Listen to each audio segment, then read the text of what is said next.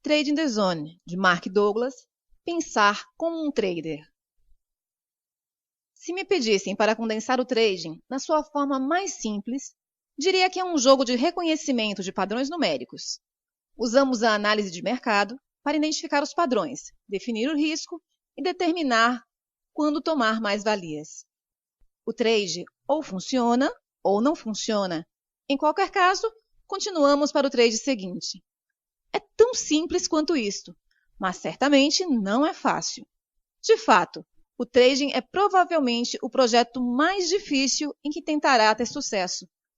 Não porque exija grandes conhecimentos, muito pelo contrário, mas porque quanto mais pensa que sabe, menos sucesso terá.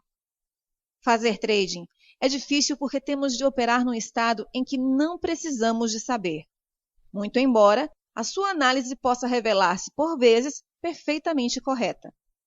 Para operar num estado em que não tem que saber, tem que gerir devidamente as suas expectativas. Para gerir devidamente as suas expectativas, tem de reordenar o seu ambiente mental para que acredite indubitavelmente nas 5 verdades fundamentais. Neste capítulo, vou dar-lhe um exercício de trading que irá integrar estas verdades sobre o mercado a um nível funcional no seu ambiente mental.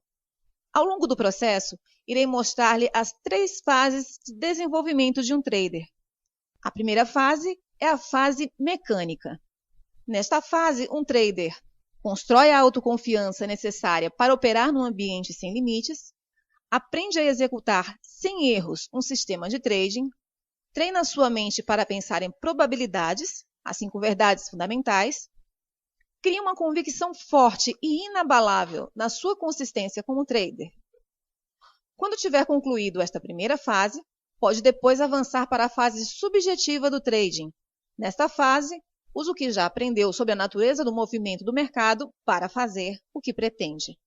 Há muita liberdade nesta fase, pelo que terá de aprender a monitorizar a sua predisposição para cometer erros de trading, que são o resultado dos problemas de autoavaliação não resolvidos a que me referi no capítulo anterior. A terceira fase é a fase intuitiva. Fazer trading intuitivamente é a fase de desenvolvimento mais avançada. É o equivalente, no trading, a chegar à faixa preta nas artes marciais. A diferença é que não tentamos ser intuitivos, porque a intuição é espontânea. Não vem daquilo que sabemos a um nível racional. A parte racional da nossa mente é estruturalmente desconfiada da informação que recebe de uma fonte que não compreende. Ter a sensação que algo está prestes a acontecer é uma forma de saber muito diferente de saber racionalmente. Trabalhei com muitos traders que tinham frequentemente uma sensação intuitiva muito forte do que ia acontecer a seguir, e viam-se confrontados com a parte racional de si mesmos, que persistentemente lutava por agir de outra forma. É claro que se tivessem seguido a sua intuição, teriam experimentado um resultado muito satisfatório. Em vez disso, o resultado era normalmente muito insatisfatório, especialmente quando comparado com o que tinham percebido antes como possível. A única forma que conheço em que pode tentar ser intuitivo é trabalhando na criação de um estado mental que esteja o mais disponível possível para receber os seus impulsos intuitivos e agir com base neles. A fase mecânica. A fase mecânica do trading está especificamente concebida para construir o tipo de aptidões de trading, confiança, segurança e pensamento em probabilidades que irão compeli-lo a criar resultados sustentados. Defino resultados sustentados como uma curva de resultados em crescimento regular, mostrando perdas ligeiras, que são a consequência natural de oportunidades identificadas no mercado que não funcionaram. A não ser que descubra um padrão que vire as probabilidades de um trade ganhador a seu favor, alcançar uma curva de resultados crescente implica eliminar sistematicamente qualquer hipótese de cometer o tipo de erros que resultam do medo, da euforia ou da autoavaliação que descrevi neste livro. Eliminar os erros e melhorar o seu sentido de autoavaliação irá exigir a aquisição de aptidões que são todas de natureza psicológica. As aptidões são psicológicas porque cada uma, na sua forma mais pura, é simplesmente uma convicção. Lembre-se que as convicções determinam o nosso estado mental e moldam as nossas experiências de forma que reforçam constantemente aquilo que já acreditamos ser verdade. O grau de veracidade de uma convicção, relativamente às condições ambientais, pode ser determinado pela medida em que nos serve, ou seja, pela medida em que nos ajuda a satisfazer os nossos objetivos. Se produzir resultados sustentados for o seu objetivo principal como trader, então criar uma convicção, um conceito consciente dotado de energia que resiste à mudança e exige a expressão de que eu sou um trader consistentemente bem-sucedido, irá funcionar como a principal fonte de energia que irá gerir as suas percepções, interpretações, expectativas e ações, de modo que satisfaçam a convicção e, consequentemente, o seu objetivo. Criar uma convicção dominante de que eu sou um trader consistentemente bem-sucedido requer adesão a diversos princípios de sucesso consistente. Alguns destes princípios irão, sem dúvida, entrar em conflito com alguma das convicções que já adquiriu sobre o trading. Se for o caso, então o que tem é um exemplo clássico de uma convicção que está em conflito com o desejo. Neste caso, a dinâmica energética não é diferente da que existia no exemplo da criança, que queria ser como as outras crianças que não tinham medo de brincar com cães. Ela queria expressar-se de um modo que considerava, pelo menos de início, praticamente impossível. Para satisfazer o seu desejo, teve de entrar gradualmente num processo ativo de transformação. A sua técnica era simples. Tentava, tanto quanto podia, concentrar-se no que pretendia e, pouco a pouco, desativava a convicção anterior, reforçando a convicção que correspondia ao seu desejo. Num determinado momento, se esse for o seu desejo, terá também de entrar gradualmente no mesmo processo de transformação para se tornar um ganhador consistente. Quando se trata de transformação pessoal, os ingredientes mais importantes são a força de vontade, a clareza do propósito e a intensidade do desejo. Em última análise, para que este processo funcione, tem de escolher a consistência em detrimento de todas as outras razões ou justificações que tenha para fazer trading. Se todos esses ingredientes estiverem presentes em grau suficiente, então, independentemente dos obstáculos internos com que seja confrontado, aquilo que deseja irá acabar por prevalecer. Observe-se a si mesmo. O primeiro passo no processo de obtenção de consistência é começar a reparar naquilo que pensa, diz e faz. Por quê? Porque tudo o que pensamos, dizemos ou fazemos como traders contribui para alguma convicção no nosso sistema mental e, por conseguinte, reforça-a. Como o processo de se tornar consistente é de natureza psicológica, não é surpresa ter que começar a prestar atenção aos seus vários processos psicológicos. A ideia é aprender a tornar-se um observador atento dos seus próprios pensamentos, palavras e atos. A sua primeira linha de defesa contra o erro do trading é dar por si mesmo a pensar sobre ele. É claro que a última linha de defesa é dar por si próprio a agir. Se não se empenhar em tornar-se um observador atento destes processos, as suas tomadas de consciência virão sempre depois da ação, normalmente quando já está num profundo estado de arrependimento e frustração. Observar-se a si mesmo de forma objetiva implica fazê-lo sem sentido de reprovação ou crítica. Isso pode não ser fácil para algumas pessoas, tendo em conta o tratamento crítico e reprovador que ao longo das suas vidas podem ter recebido de outras pessoas. O resultado é aprender a associar o erro à dor emocional. Ninguém gosta de estar no estado de dor emocional, por isso é normal evitarmos tanto quanto possível reconhecer ou encarar um erro.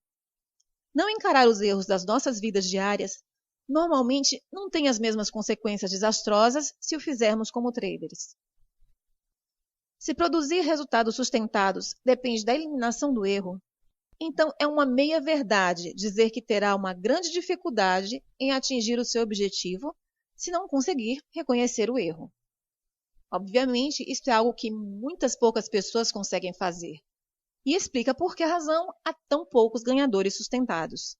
De fato, a tendência para não reconhecer um erro é tão comum na espécie humana que nos poderia levar a pensar que é uma característica estrutural da natureza humana. Não acredito que assim seja, nem acredito que nascemos com a capacidade de nos ridicularizarmos ou nos sentirmos inferiores por cometermos uma falha, um erro de cálculo ou um lapso. Cometer erros é uma consequência natural de estar vivo e irá continuar assim até chegarmos a um ponto em que 1. Todas as nossas convicções estejam em absoluta harmonia com os nossos desejos e 2. Todas as nossas convicções estejam estruturadas de tal forma que estejam completamente em consonância com aquilo que funciona da perspectiva do ambiente. Obviamente que se as nossas convicções não estão em consonância com aquilo que funciona da perspectiva do ambiente, o potencial para cometer erros é alto, se não for mesmo inevitável. Não conseguiremos perceber o conjunto adequado de passos a dar para alcançarmos o nosso objetivo. Pior ainda, não conseguiremos perceber que aquilo que queremos pode não ser possível, ou possível na quantidade que desejamos ou na altura em que queremos. Por outro lado, os erros que resultam de convicções em conflito com os nossos objetivos nem sempre são visíveis ou óbvios. Sabemos que irão agir como forças oponentes, expressando as suas versões da verdade sobre a nossa consciência, e podem fazê-lo de diversas formas. O mais difícil de detectar é um pensamento que distrai, que causa um lapso momentâneo da concentração. À primeira vista, isto pode não parecer significativo, mas, tal como na analogia da ponte sobre o desfiladeiro, quando está muito em risco, uma pequena distração pode resultar num erro de proporções desastrosas. Este princípio aplica-se seja ao trading, a eventos desportivos ou à programação informática. Quando o nosso propósito é claro e não é traído por qualquer energia em oposição, então a nossa capacidade de nos mantermos focados é maior e torna mais provável alcançarmos o nosso objetivo. Defini anteriormente uma atitude ganhadora como uma expectativa positiva dos nossos esforços, com uma aceitação de que quaisquer que sejam os resultados, eles são um reflexo perfeito do nosso nível de desenvolvimento e daquilo que precisamos de aprender a fazer melhor. O que distingue os atletas e os artistas consistentemente fantásticos de todos os outros é a sua nítida ausência de medo de cometer um erro. A razão por que não tem medo é que não têm razão para se sentirem inferiorizados quando cometem um erro, significando que não têm uma reserva de energia com carga negativa à espera de brotar e atacar o seu processo de pensamento consciente como um leão que espera o momento certo para atacar a sua presa. O que é que explica esta capacidade rara para ultrapassarem rapidamente os seus erros sem se autocriticarem? Uma explicação pode ser o fato de terem crescido com pais e professores incomuns, que pelas suas palavras e exemplos os ensinaram a corrigir os seus erros com amor genuíno, afeto e aceitação. Digo incomuns porque muitos de nós crescemos precisamente com a experiência oposta. Ensinaram-nos a corrigir os nossos erros com zanga, impaciência e uma nítida falta de aceitação.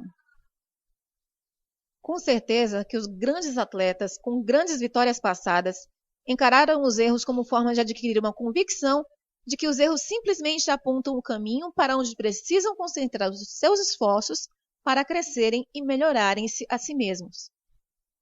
Com uma convicção como esta, não há fonte de energia com carga negativa capaz de gerar pensamentos autocríticos.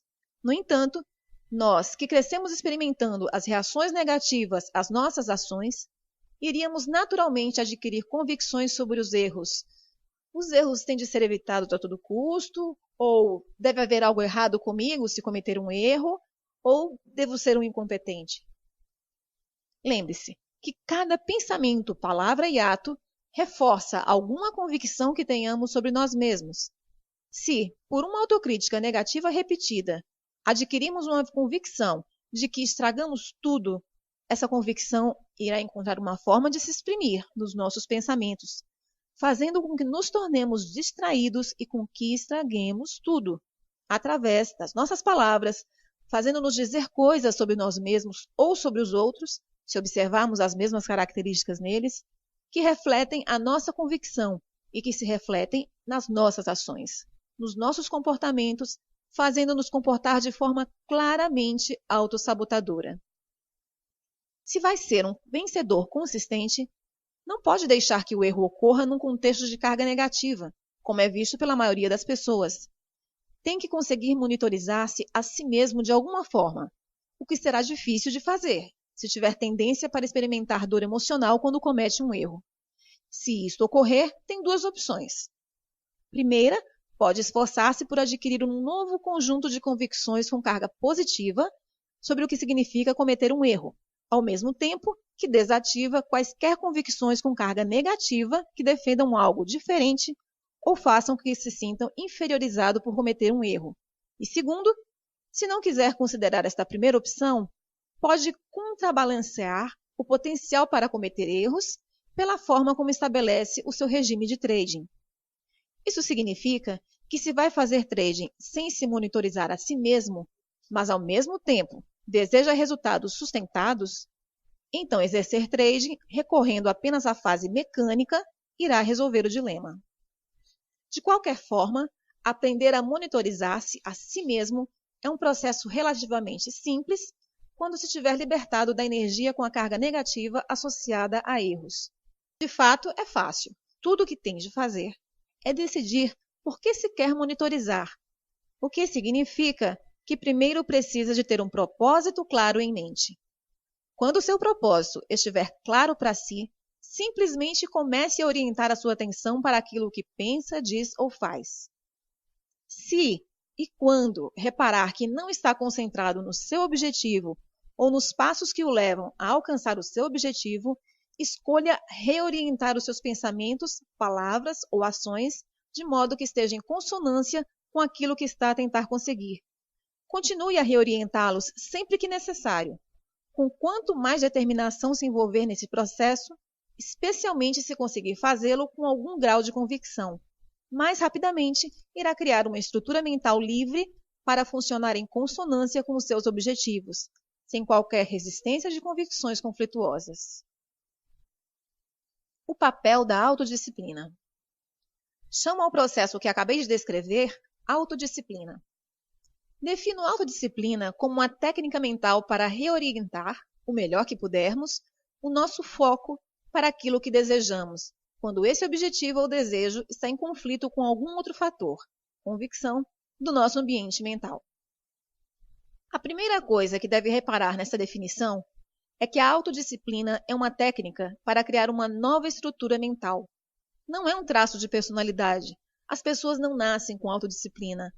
De fato, quando pensamos no modo como a defino, nem sequer é possível nascer-se com autodisciplina.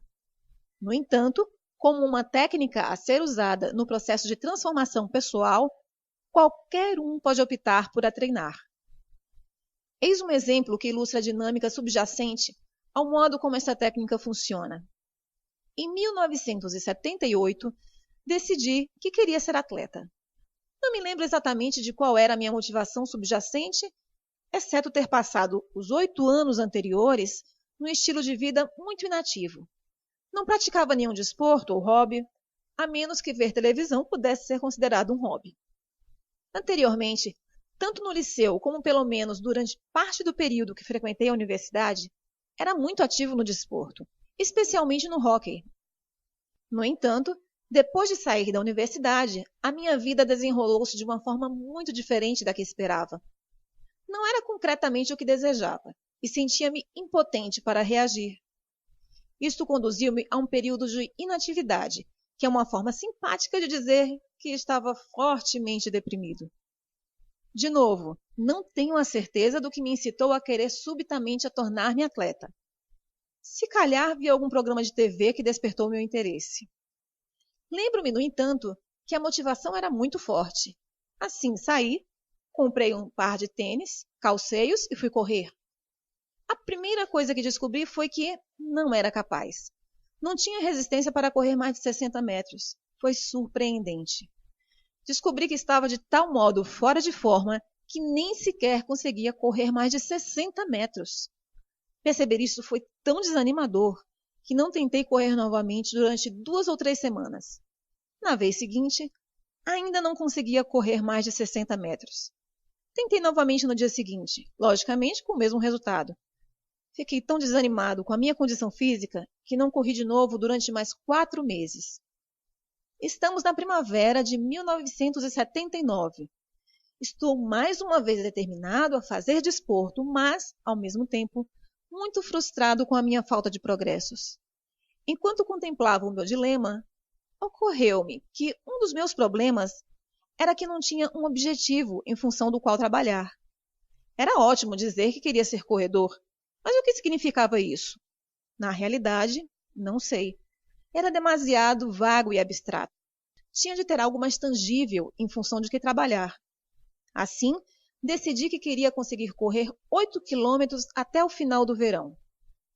8 quilômetros pareciam na altura inconquistáveis, mas pensar que seria capaz de o fazer gerou em mim uma grande dose de entusiasmo.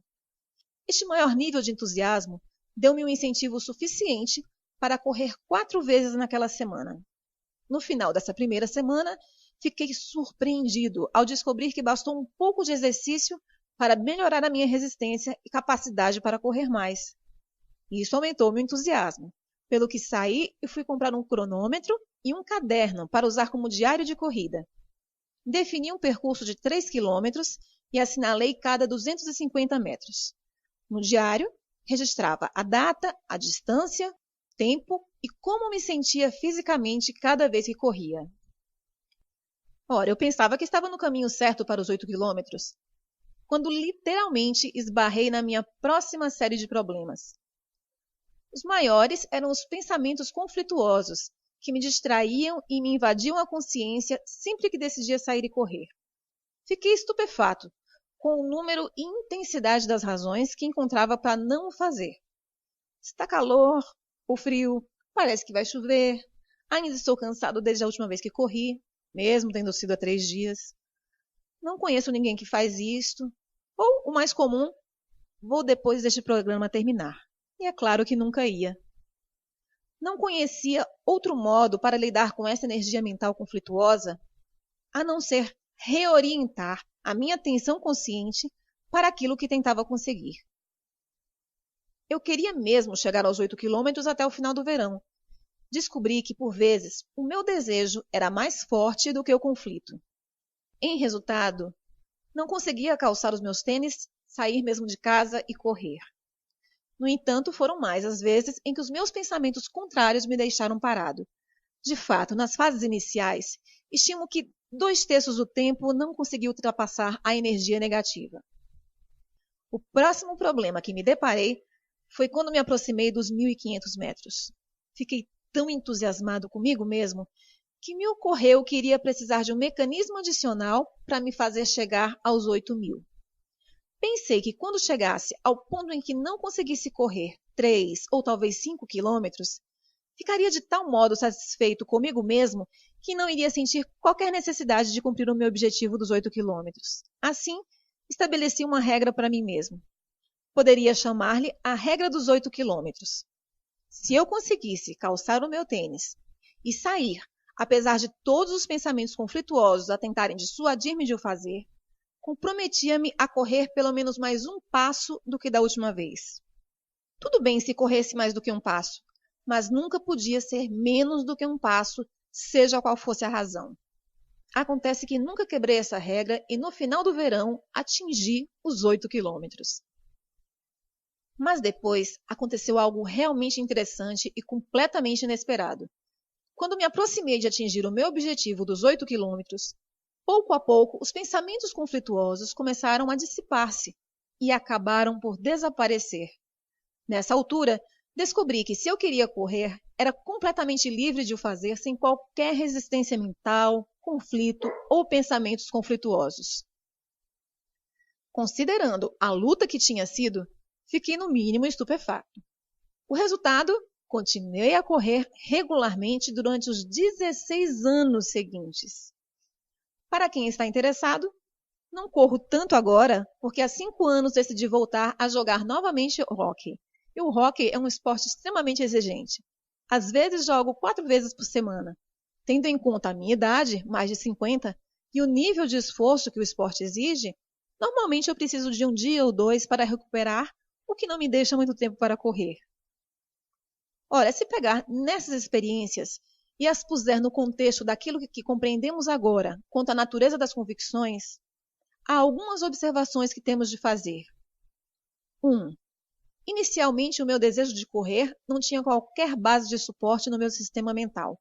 Ou seja, não havia qualquer outra fonte de energia, qualquer conceito dotado de energia a precisar de se manifestar, em consonância com o meu desejo. 2. Tive de fazer algo para criar esse suporte. Para criar a convicção de que eu sou um corredor, tive que criar uma série de experiências em consonância com a nova convicção.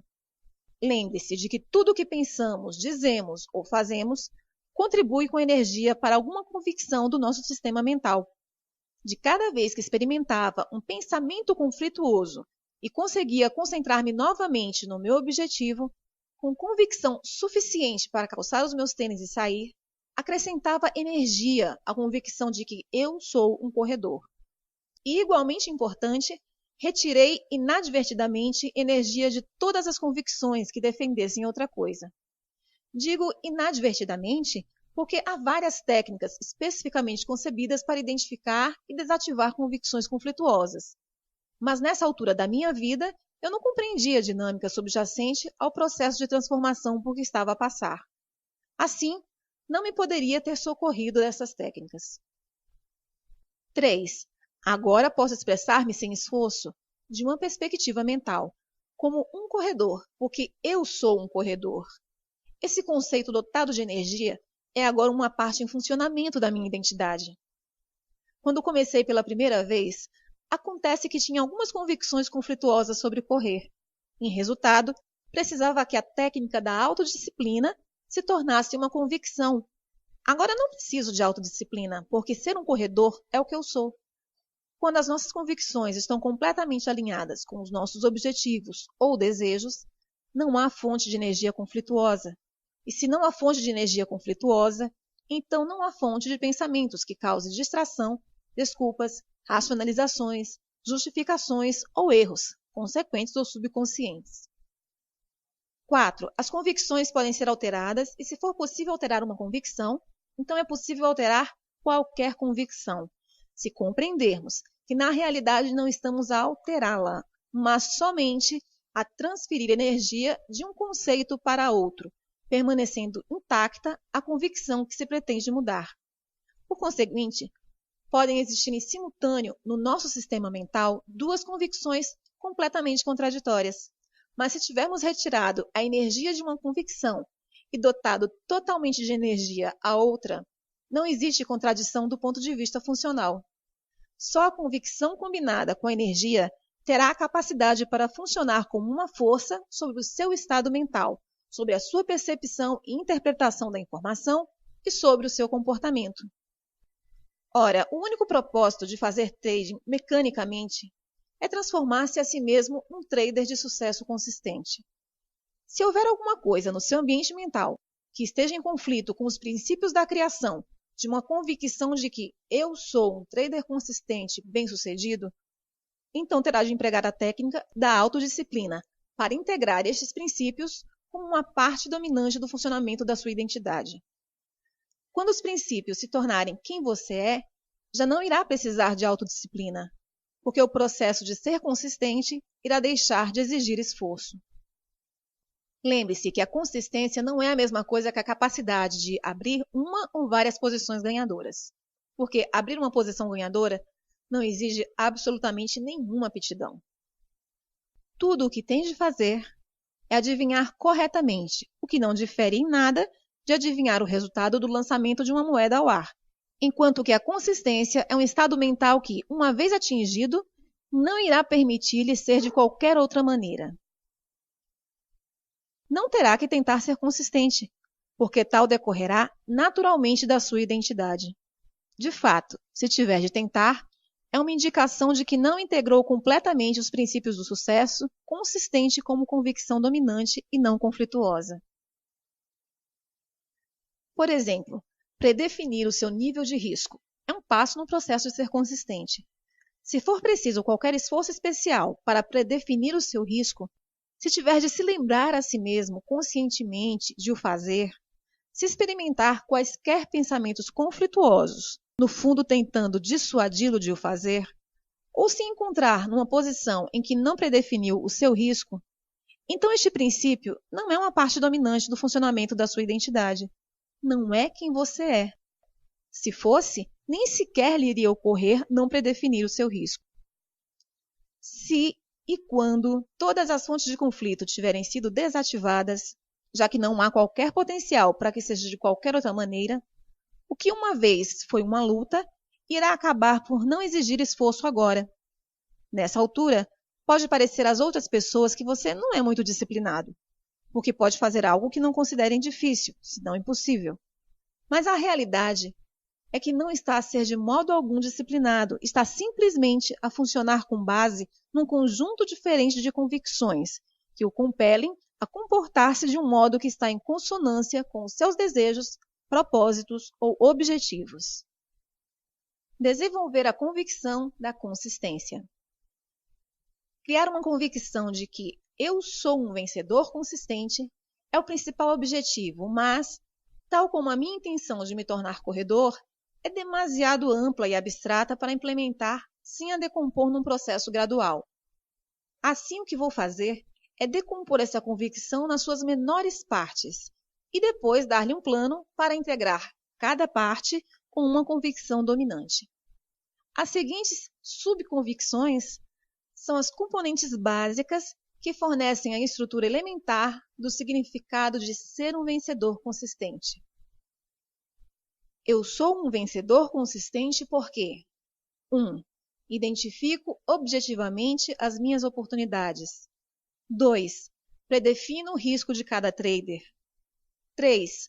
Aceito completamente o risco e estou disposto a fechar a posição se o mercado se virar contra mim.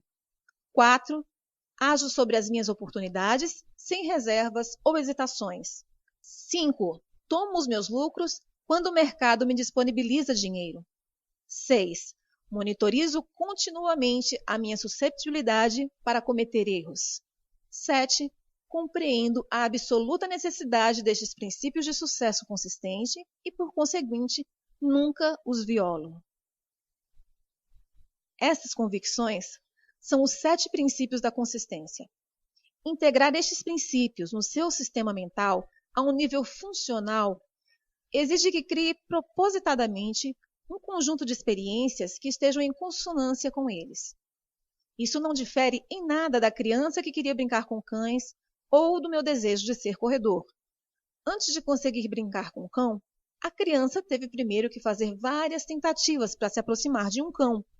No final, quando o peso preponderante da energia no seu sistema mental foi transferido, conseguiu brincar com cães sem qualquer resistência interna. Para me tornar um corredor, tive de criar a experiência de correr contra tudo dentro de mim, a defender o contrário. No final, à medida que a energia era transferida para esta nova definição de mim mesmo, correr tornou-se uma expressão natural da minha identidade.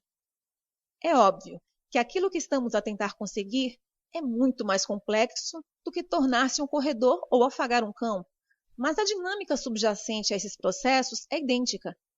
Comecemos com um objetivo específico. O primeiro princípio da consistência é a convicção de que eu identifico objetivamente as minhas oportunidades. A palavra-chave aqui é objetivamente. Ser objetivo significa que não é possível definir, interpretar e, por conseguinte, interpretar qualquer informação do mercado como negativa ou positiva. A forma de ser objetivo é operar com base em convicções que mantêm neutras as nossas expectativas e ter sempre em conta forças desconhecidas. Lembre-se que tem de treinar especificamente a sua mente para ser objetiva e ficar concentrada no fluxo de oportunidades do momento presente. As nossas mentes não estão naturalmente programadas para pensar deste modo. Assim, para sermos observadores objetivos, temos de aprender a pensar do ponto de vista do mercado, onde há sempre forças desconhecidas, traders, à espera de agir sobre o movimento dos preços. Por conseguinte, da perspectiva do mercado, cada momento é verdadeiramente único, embora o momento possa parecer, soar ou ser sentido exatamente como algum outro momento passado, registrado no seu banco de memórias. No instante em que decide, ou considera que sabe o que vai acontecer a seguir, irá automaticamente esperar acertar. No entanto, aquilo que sabe, pelo menos ao nível racional de pensamento, só pode ter em conta o seu passado, que pode não ter qualquer relação com aquilo que está realmente a acontecer do ponto de vista do mercado. Nessa altura, qualquer informação do mercado que não esteja em consonância com a sua expectativa tem o potencial para ser interpretada como ameaçadora. Para evitar sofrer, a sua mente irá automaticamente compensar, com mecanismos de proteção conscientes e subconscientes, quaisquer diferenças entre aquilo que espera e aquilo que o mercado está a oferecer. Aquilo que irá experimentar é normalmente chamado uma ilusão. Num estado de ilusão, não somos objetivos, nem estamos ligados ao fluxo de oportunidades do momento presente. Em vez disso, tornamos-nos suscetíveis de cometer todos os erros de trading típicos. Hesitar, agir precipitadamente, não predefinir o risco, definir o risco, mas recusar a aceitar a perda e manter aberta uma posição que vai agravar a perda, sair demasiado cedo de uma posição a ganhar, não pegar lucros, entrar em perdas numa posição que já tinha ganhos, alterar uma ordem de stop para um ponto mais perto do ponto de entrada, ficar de fora temporariamente e observar o mercado a transacionar novamente ao seu favor, ou entrar numa posição demasiado grande em relação ao capital. As 5 verdades fundamentais sobre o mercado irão manter neutras as suas expectativas, focar a sua mente no fluxo de oportunidades do momento presente, ao dissociar o momento presente do passado e, por conseguinte, eliminar o seu potencial para cometer estes erros. Quando parar de cometer erros de trading, irá começar a confiar em si mesmo. À medida que o seu sentido de autoconfiança aumentar, também irá aumentar a sua segurança. Quanto maior for a sua segurança, mais fácil será executar os seus trades, agir sobre as suas oportunidades sem reservas ou hesitações. As 5 verdades irão também criar um estado mental em que irá genuinamente aceitar os riscos de trading. Quando aceitar genuinamente os riscos, estará tranquilo com qualquer resultado. E quando estiver tranquilo com qualquer resultado, irá experimentar um estado mental despreocupado e objetivo, em que se disponibiliza para perceber e agir sobre qualquer coisa que o mercado lhe estiver a oferecer, do ponto de vista do mercado, num determinado momento presente. O primeiro objetivo é integrar a convicção dominante que eu defino objetivamente as minhas oportunidades. O desafio agora é: como chegar lá? Como é que se transforma numa pessoa que pensa consistentemente da perspectiva do mercado? O processo de transformação começa com o seu desejo e a sua disposição para se focar de novo no objeto do seu desejo, a autodisciplina. O desejo é uma força. Não tem de coincidir ou estar de acordo com algo em que acredite ser a verdade sobre a natureza do trading. Um desejo claro que vise diretamente um objetivo específico é uma ferramenta muito poderosa. Pode usar a força do seu desejo para criar uma versão ou dimensão inteiramente nova para a sua identidade, transferir energia entre 2 ou mais ideias em conflito, ou mudar o contexto ou a polarização das suas memórias de negativa para positiva. Tenho a certeza que conhece a expressão decida-se. A implicação de nos decidirmos é escolhermos exatamente aquilo que queremos com tanta clareza, sem dúvidas e com tanta convicção que literalmente nada se atravessa no nosso caminho, seja interna ou externamente. Se houver força suficiente por detrás da nossa resolução, é possível experimentar uma grande mudança na nossa estrutura mental, praticamente de forma instantânea. Desativar conflitos internos não é uma questão de tempo. é um desejo centrado na finalidade, embora possa ser preciso uma quantidade considerável de tempo para chegar ao ponto em que realmente nos decidimos. De outro modo, na ausência de uma clareza e uma convicção extremas, a técnica da autodisciplina, com o tempo, irá fazer esse trabalho bastante bem, se, é claro, estiver disposto a usá-la. Para lá chegar, tem de decidir com o máximo de convicções e clareza que, acima de outra coisa qualquer, deseja a consistência, o estado mental de confiança, segurança e objetividade do seu trading. Isso é necessário, porque se for como a maioria dos traders, irá enfrentar algumas forças conflituosas muito temíveis. Por exemplo, se tem estado a fazer trading para se sentir bem com a euforia de pegar um grande movimento, para impressionar sua família e amigos, para ser um herói, para satisfazer uma dependência econômica, para acertar nas suas previsões ou por qualquer outra razão que não tenha nada a ver com ser consistente, então irá descobrir que a força destas outras motivações irá não só agir como um obstáculo, dificultando muito o exercício de trading que estou prestes a dar-lhe, mas podia muito bem ser suficientemente forte para o impedir de fazer sequer o exercício. Lembra-se da criança que não tinha desejo de ser como as outras crianças e interagir com cães? No fundo, decidiu viver com a contradição ativa, a sua convicção minimamente dotada de carga positiva de que nem todos os cães são perigosos e a sua convicção elementar, dotada de carga negativa, de que todos os cães são perigosos. Teve a capacidade de ver cães brincalhões, mas ao mesmo tempo considerou impossível interagir com eles. A menos que deseje mudá-lo, o desequilíbrio de energia entre estas duas convicções irá permanecer exatamente como está durante toda a sua vida. Só para começar o processo, tem de querer tanto a consistência que tem de estar disposto a desistir de todas as outras razões, motivações ou planos para fazer trading que não estejam em consonância com o processo de integração das convicções para criar consciência. Um desejo claro e intenso é um pré-requisito incondicional se quer fazer com que este processo funcione com você.